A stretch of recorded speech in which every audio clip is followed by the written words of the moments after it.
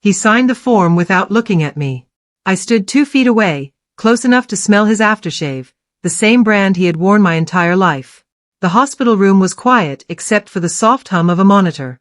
A nurse stood at the counter, pretending to sort papers she had already sorted twice. My father's pen moved smoothly across the clipboard. No pause. No hesitation.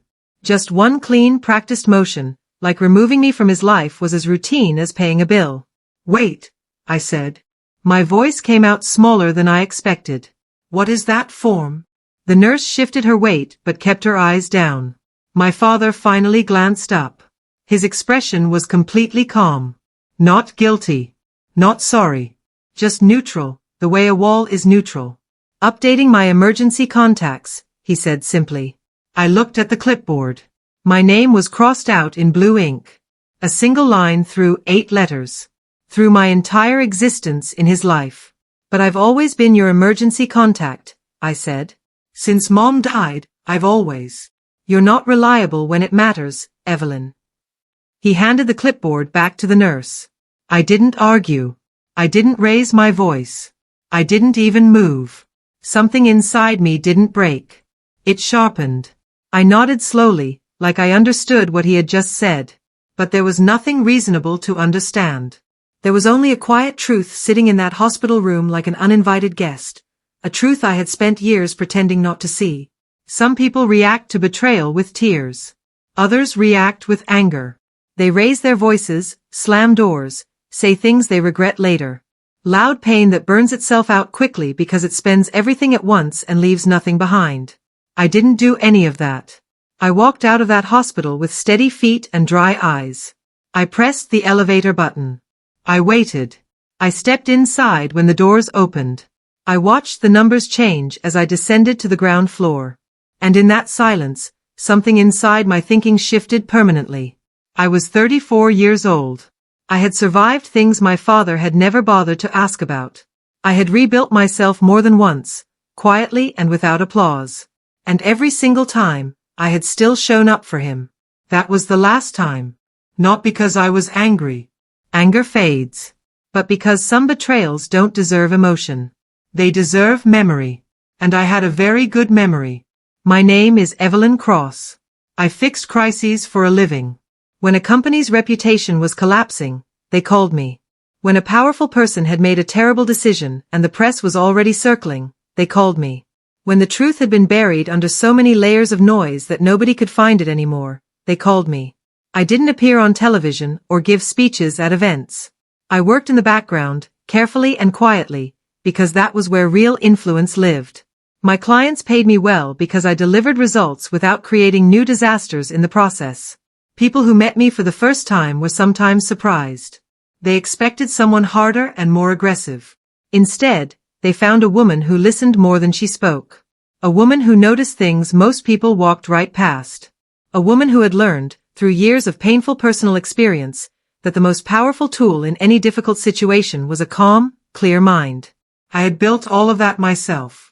Every skill, every instinct, every strategy. None of it came from my upbringing. None of it came from my father. If anything, it came from surviving him. And that is where this story truly begins.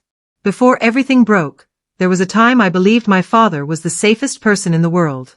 When I was young, he seemed larger than life.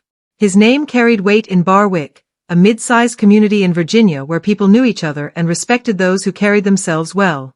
Warren Cross was one of those men. He sat on the local planning board, organized community fundraisers, and was the kind of steady, well-spoken person other parents pointed to as an example. At home, he was measured and controlled. He never raised his voice. A single look from him could stop a conversation cold. A quietly delivered word could end an argument before it started. My mother, Irene, was warm where he was cool. She laughed easily and hugged often. She was the emotional center of our home, and none of us fully understood what she carried until she was gone. She died of cancer when I was 19. And after the funeral, after the neighbors stopped bringing food and the sympathy cards stopped arriving, something changed. My father didn't grieve. Not openly. Not in any way I recognized as grief. He reorganized. And slowly, without me fully understanding it at the time, I became part of what needed adjusting. It started so small that I almost missed it entirely. A few months after my mother passed, I told my father about a disagreement I had with a close friend. Nothing serious. Just everyday frustration from a young woman trying to figure out her place in the world. I felt like she completely dismissed what I was saying, I explained. My father tilted his head. His expression was calm and patient. "You're overreacting," he said simply. "That's not what happened." He hadn't been there. He had no way of knowing. But he said it with such quiet certainty that I paused and actually questioned my own memory. That happened again. And again. And again after that. "You always take things too personally, Evelyn. You're remembering that wrong. You've always been a little too emotional about things like this." Each correction came wrapped in a calm, caring tone, as if he was helping me. As if he was the reasonable adult patiently guiding his slightly unstable daughter back toward solid ground. And because I was grieving, because I was young, because I trusted him completely, I started to believe it. I started to wonder if my feelings were always just a little too much. A little unreliable. That is how it begins. Not with cruelty. With doubt. By my mid-20s, I had stopped talking much at family gatherings. It wasn't a conscious decision. It happened gradually, the way a river slowly changes course. You don't notice until you look back and realize how far things have shifted. I would walk into Sunday dinners and feel a change in the room whenever I entered. Conversations would shift. Eyes would move elsewhere. Nothing obvious enough to call out. Just a faint coolness, like a window had been cracked somewhere. My father was always charming at those gatherings. He told stories. He made people laugh. And sometimes, in the middle of a conversation, he would glance at me and offer a small, warm comment that sounded kind on the surface. "Evelyn gets a little overwhelmed sometimes," he would say with a gentle smile. "You know how she is." People nodded. Of course they did. He was Warren Cross.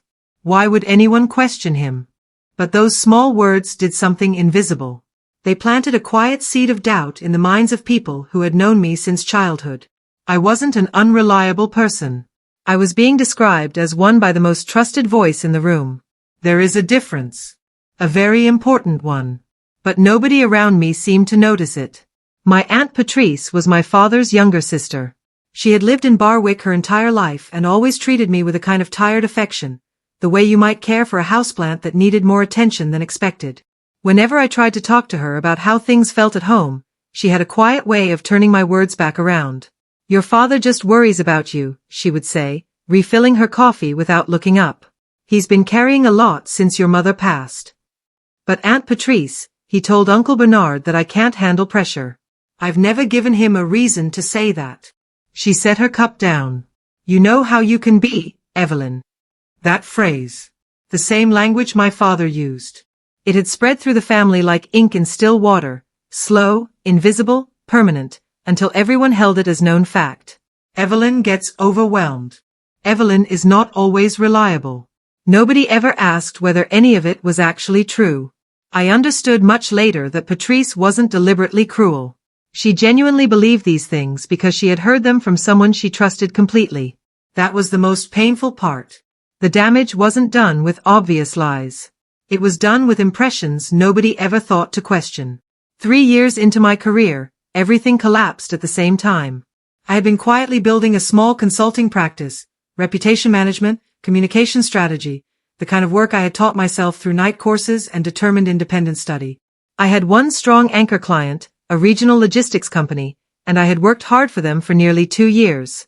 Then they ended the contract. Not because I had failed. A larger firm had approached them with a lower rate and a bigger name. Just business.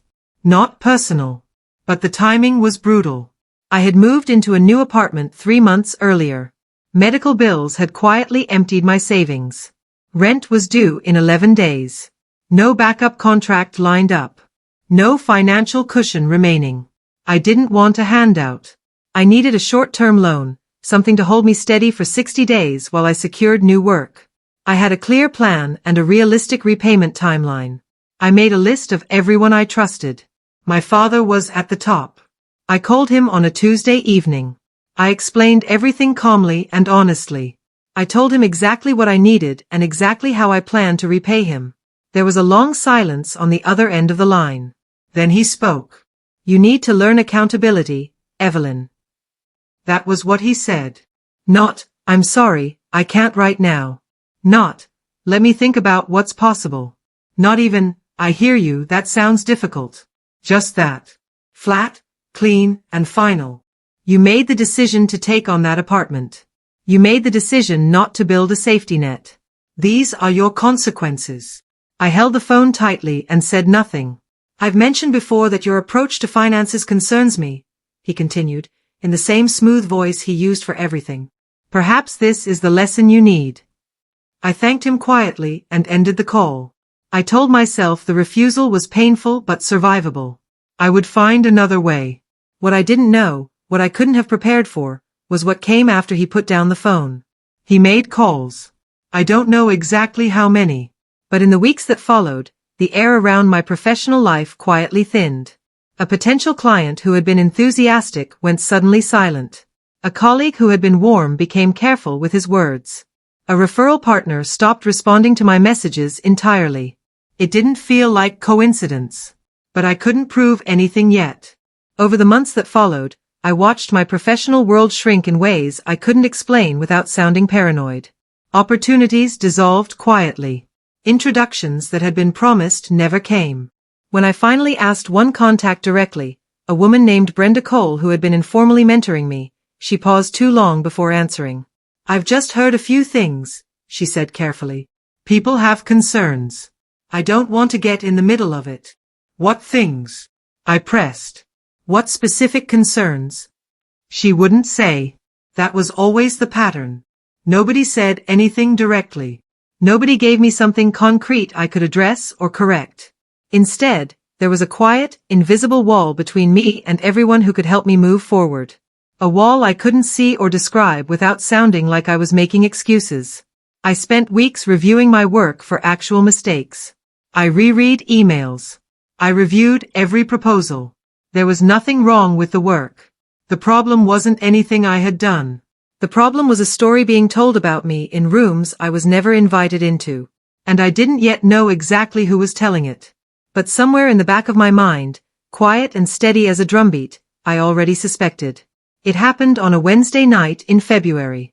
I was sitting alone in my apartment, trying to write a response to a professional ally who had recently become cold and distant. His message was polite on the surface but full of the careful distance people use when they have already made up their minds about you. I stared at the screen for a long time. And then something clicked. Not with emotion. Not with anger or hurt. Something far quieter than either of those. I pulled out a notebook and started writing. Every name I could remember who had gone cold in the past 6 months.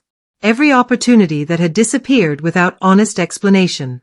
Every conversation that had felt slightly wrong in a way I couldn't immediately name. When I laid it all out on paper, it was impossible to ignore. This wasn't random bad luck. The timing was too precise. The circles of people affected were too connected to each other. Someone was talking about me. Quietly. Strategically. In the exact same way I had watched my father talk about me my whole life. I set the pen down. "This is not the moment to react," I said out loud to my empty apartment. "This is the moment to prepare." I stopped defending myself. That was the hardest part.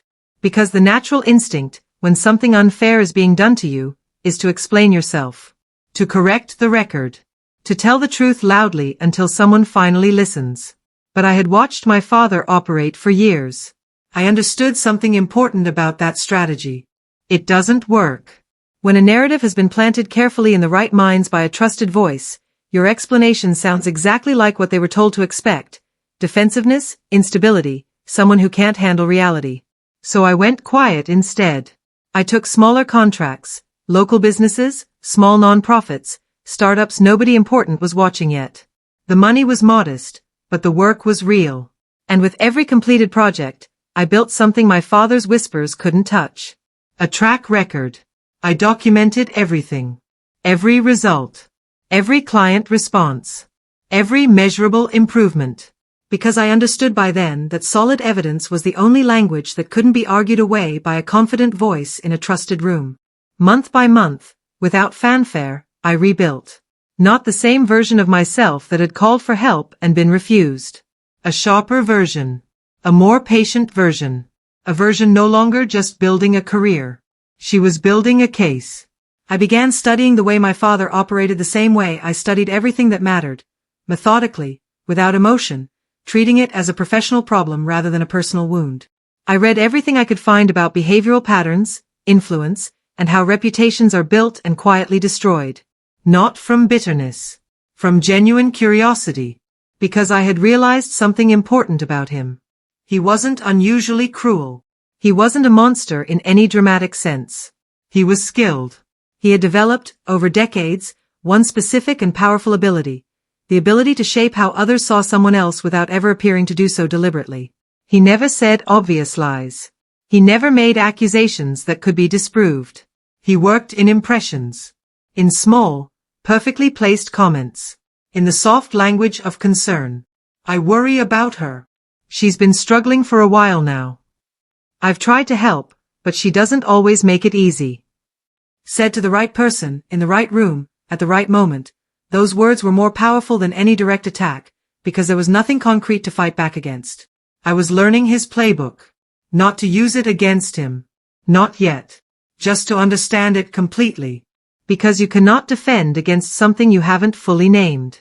The more I studied these patterns, the more I understood something that went far beyond my father. This method existed everywhere. In corporations. In families. In community organizations. In politics. The specific person doing it was different each time, but the structure underneath was always the same. Find the calmest, most credible voice in the room. Let that voice gently shape what everyone else believes. Never raise it. Never overreach. Just maintain the appearance of reason while carefully controlling which story spreads and which one quietly disappears. My father wasn't powerful because of anything he had built. He was powerful because he was believed. And he was believed because he had spent decades maintaining his image in Barwick, always calm, always the most reasonable person when others were emotional. I thought about all the people I had met in my career who had experienced something like this and never understood what had actually happened to them. Quietly pushed out. Made to seem unreliable by someone who appeared, from every outside angle, to be only caring and sensible. Most of them never fully recovered. Not because they lacked talent. Because they never understood the system they were trapped inside. I did. And that changed everything about how I worked, how I thought, and what I was quietly preparing to do. There was one night, late autumn, about 4 years after the hospital, when I almost called him. I had just lost a contract I had worked 8 months to secure. Not because of anything my father had done. Just ordinary professional disappointment. The kind that arrives with an empty evening and a silence that sits heavier than it should. I sat in my kitchen with a cup of tea gone cold in my hands and missed something I couldn't name precisely. Not him, really. Not the man who had drawn a line through my name without pausing. I missed the idea of a father. The version from when I was small and the world felt manageable. The version who had seemed like solid ground. I picked up my phone. His name was still in my contacts, unchanged. My thumb hovered over the screen. And then I remembered that hospital room. The smooth, practiced movement of the pen. The nurse shifting uncomfortably. His calm voice saying, "You're not reliable when it matters." I set the phone face down on the table. I made a fresh cup of tea. I went to bed at a reasonable hour.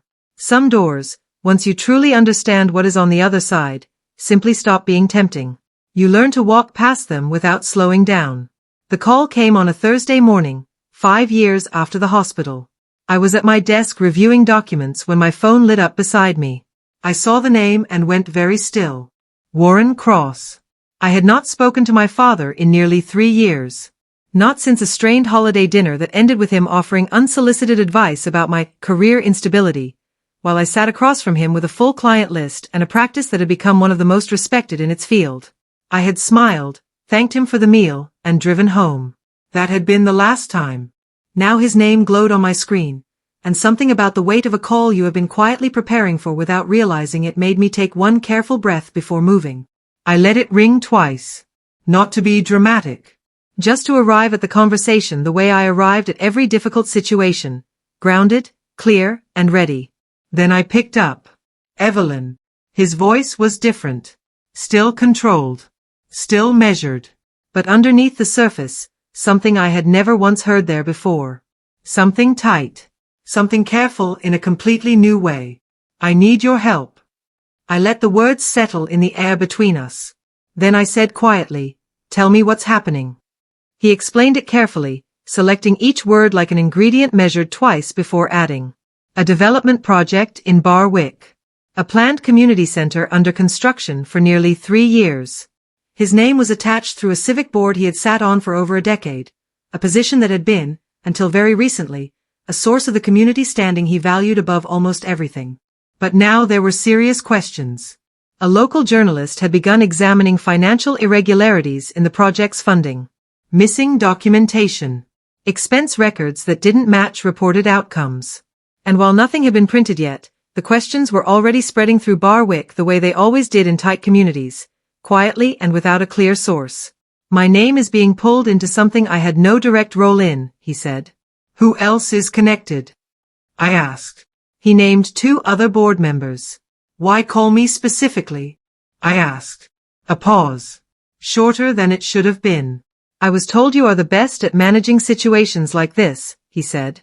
I almost smiled. My father, who had described his own daughter as unreliable to professional contacts, who had signed my name away without hesitating, who had refused to help me and then made sure that refusal wasn't the worst thing he did. He needed me now. "I'll take it," I said. Silence on the other end. I could sense him recalibrating. He had prepared for resistance. Perhaps a list of conditions. Perhaps an emotional confrontation he would need to manage. He had not prepared for a clean, immediate yes. "I have one condition," I continued. "What condition?" "Full transparency. Every document related to this project. Every email. Every meeting record. Everything comes directly to me, unfiltered." Another pause. Then, "Of course," he said. Too smoothly. Too quickly. And that was exactly how I knew. In years of this work, I had learned one consistent truth about people who agree too rapidly to full transparency. They are almost never actually planning to give it. They buy time while calculating what they can reveal and what stays hidden. Innocent people push back first because they have nothing prepared. Guilty people agree immediately because they already have a version ready. My father agreed without a single follow-up question. I noted that carefully. I thanked him and said I would send a formal agreement and list of required materials within 48 hours. After I ended the call, I sat quietly at my desk. I wasn't afraid. I wasn't angry. I wasn't unsettled. I was focused. Because I already understood this case would be unlike any I had handled before. The documents arrived 4 days later in a neatly organized digital folder, labeled by date and category, everything arranged to look thorough at first glance. I spent the first 2 days reading without looking for anything specific. Just reading. Getting the shape of the project. Learning how decisions had been recorded. On the 3rd day, I found it. Subtle, the kind of detail most people would scan past. A series of expense approvals, each signed by a different board member, each directing a portion of project funds toward a separate consulting entity registered in another state. I searched the registration records for that entity. It had been created 18 months before the development project was ever publicly announced. I sat back in my chair and started building a careful timeline on a fresh sheet of paper. Dates on the left, actions on the right. And as the timeline grew, a pattern emerged that I recognized immediately. Not because I had seen it in corporate files before. Because I had lived inside this exact pattern for most of my adult life. The financial responsibility wasn't being shared equally. It was being carefully redirected, aimed toward the people least likely to see it coming. My father was not in the center of the fraud. He was the one doing the aiming. 3 weeks into the case, I received an unexpected email from someone I had never heard of. Her name was Cecile Oram, a former administrative assistant to one of the board members involved. She had heard through professional channels that an independent review was underway, and she wanted to speak with whoever was leading it. We met at a quiet coffee shop in Richmond on a gray Tuesday morning. She was in her mid-50s, composed in the way people carry themselves when they have been holding something difficult for a long time. She told me she had worked closely with the project during its first year before her contract was suddenly ended without explanation. I started asking questions about the consulting entity, she said, turning her cup slowly in both hands. 2 weeks later, I was told my role was being restructured. Did you keep any records? I asked. She nodded. Internal emails that predated the documents I had been given, showing the redirected funding had been planned long before the project received public approval. Has this approach been used before? I asked carefully. By any of the same people? She looked at me directly. One person, she said. Different situations. Same method every time. My chest tightened. I already knew the name before she said it. That evening, I went back through every file with completely different eyes. I wasn't examining the project anymore. I was looking for my father, for his influence appearing not as obvious actions, but as quiet redirections. A comment in a meeting that shifted focus away from one board member and toward another. An email expressing concern about a colleague's decisions. A recommendation, framed as helpful, that created distance between him and every choice that later became problematic. I found it all. And then, buried near the bottom of a subfolder I almost missed, I found something else. An internal email chain from 4 years earlier, completely unrelated to the development project. A separate board dispute, long since closed. My father appeared once in that chain, a single clean paragraph. The board may want to exercise caution about engaging certain external consultants on sensitive matters. I have had direct personal experience with one individual, a family member, who has demonstrated consistent patterns of poor judgment. I am happy to share more context privately with anyone who finds it useful. The email was dated 3 months after he had refused to help me. 3 months after my major contract had disappeared. I stared at the screen for a long time. Then I closed the laptop. I was no longer just building a professional case. I was holding the full picture. I did not call him that night. I did not confront him. I made myself dinner, washed the dishes, and went to bed at a reasonable hour. Because the most important thing I had learned across years of this work was this. The moment you hold real evidence is not the moment to act on emotion. It is the moment to build. I spent the next 10 days constructing a complete, documented account of everything I had uncovered. Organized chronologically, with solid supporting evidence at every point. No exaggeration. No personal language. No editorializing. Just facts, arranged so clearly they could not be reinterpreted. The redirected funding and its timeline. The consulting entity created before the project was announced. Cecile's records showing internal planning conversations. The email chain that referenced me by unmistakable implication. The pattern of blame redirection across multiple situations over many years. I also documented my own professional disruptions and their timing, mapped against my father's communications during those same periods. Not as a personal grievance. As a documented pattern. Because in the field I worked in, a pattern properly evidenced is not an accusation. It is simply the truth laid flat on a table for everyone to see at once. I was almost ready to put it there. I submitted the completed report to 3 parties simultaneously. The board's independent oversight committee received the full documentation first.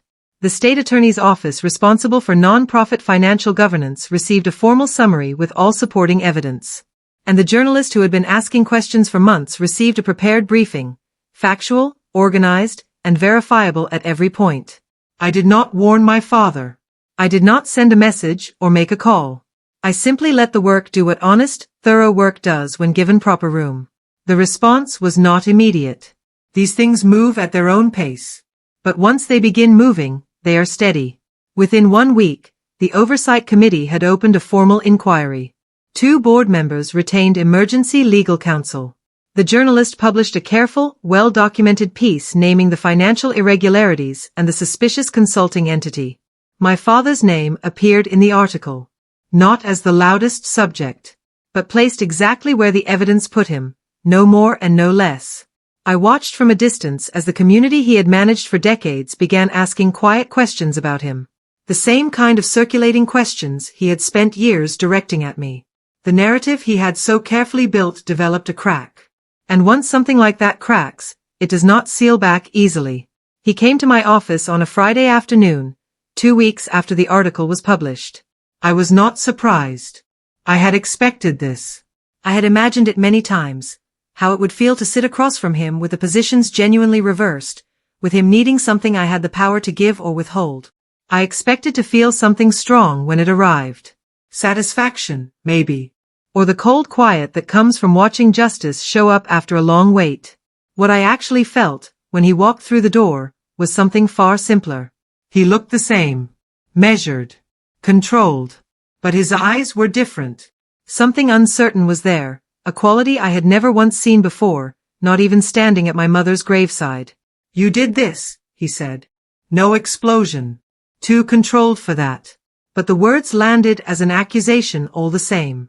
I held his gaze and kept my face completely still. No, I said quietly. I didn't do this. I let the silence sit between us. I just stopped protecting you. He stared at me. You taught me something important, I continued. The calmest, most consistent voice in any room is often the most powerful one in it. I paused. I just learned to use that more carefully than you did. In the months that followed, the investigation ran its full course. The financial irregularities were confirmed. The consulting entity was dissolved. Restitution was required from everyone involved, including my father, whose role in directing certain funds was documented clearly without ambiguity. The legal outcome was civil, not criminal. Financial penalties, formal restrictions, and a permanent censure from the board he had served for over a decade. His name, once a fixture of trust in Barwick, became something people said carefully now. Aunt Patrice called once, 2 months after everything settled. She said she didn't know what to think. I told her she didn't have to decide right away. She didn't call again. My father and I have not spoken since that afternoon in my office. What I know clearly is this. I did not set out to destroy him. I set out to stop participating in a story I never agreed to. The moment I stepped out of the role he had assigned me, the unstable one, the unreliable one, the daughter who couldn't be trusted, the story fell apart on its own. The truth doesn't need you to fight loudly on its behalf.